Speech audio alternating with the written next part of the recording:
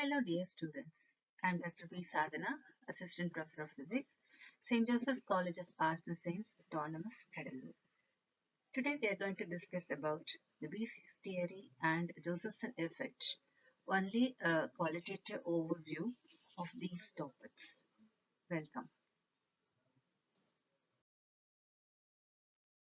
Can you imagine if your phone charger or power line utilizing various equipments never wasted any energy as heat or any other energies? No power loss, no overheating. How much electricity would we save every year? Can you imagine? Yes, there comes superconductivity. Superconductivity is a state where materials lose all electrical resistance when cooled below a certain critical temperature. So it was discovered by Hake, Kamerlingh, Owens in 1911. This means electrons move endlessly without resistance. So these superconductors also expel magnetic fields known as Meissner effect, which allows for phenomena like magnetic levitations. So it can be in real life, it can be used in maglev trains in Japan. They are using the magnetic superconducting magnets to float and move frictionlessly, reaching speeds over 600 km per hour. Can you imagine? Okay. Have you ever noticed how people at a concert start clapping in sync after a while? That's coordination. Something similar happens with electrons in a superconductor. So it is explained as a BCS theory by three scientists, namely Bardeen, Cooper, Schrieffer in 1957, named as BCS, which explains that electrons can pair up to move in synchronizing.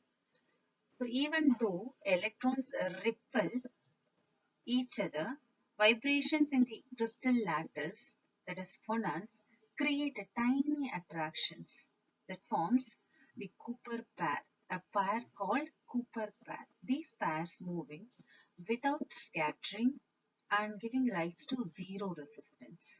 That is leads to superconductivity.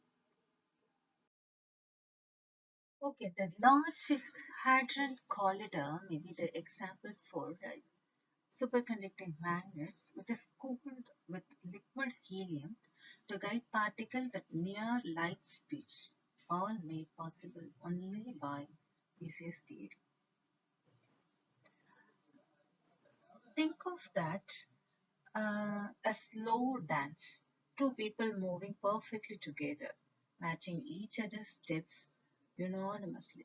So now imagine billions of those pairs moving in synchronized. That's a superconductor. So each Cooper pair has electrons with opposite spins and momenta. They behave as bosons, meaning they can all occupy the same quantum states. This collective motion creates a single quantum wave.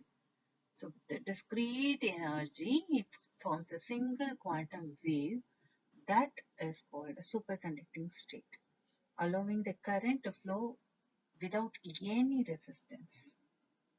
So for example, we are using MRI machines.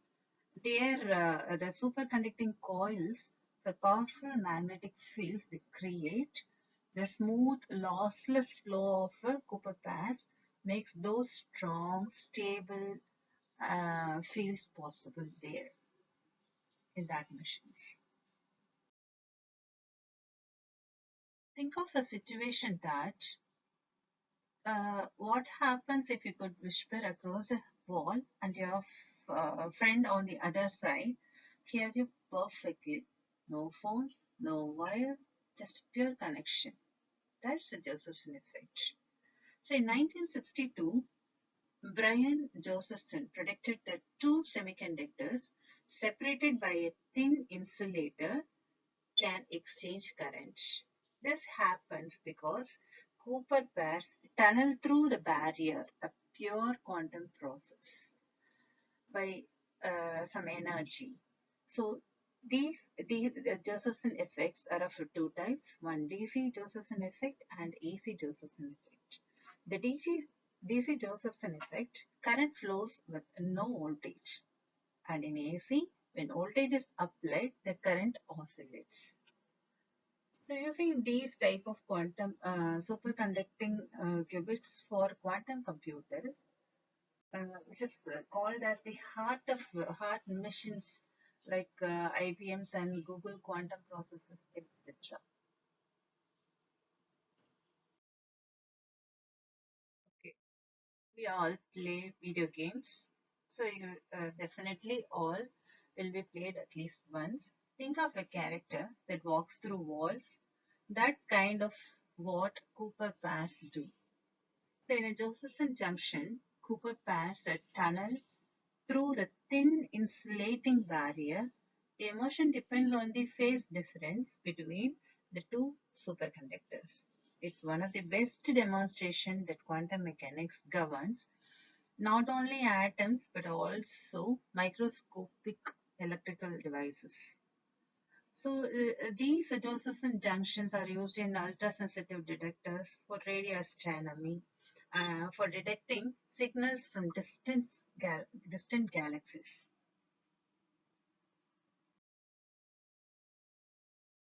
Okay, in a starting stage, it is a very strange idea that electricity without no resistance. But the same idea now drives high-speed trains, medical imaging, and even quantum computers.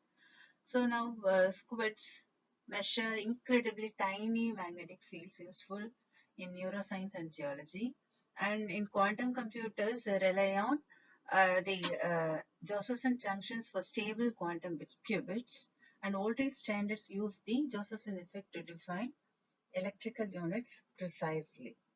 So nowadays, NASA uses superconducting detectors to study cosmic microwave background radiation, a window into the early universe.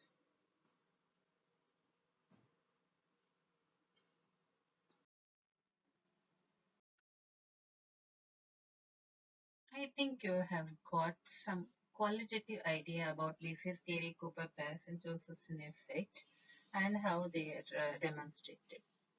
Thank you for listening. Thank you.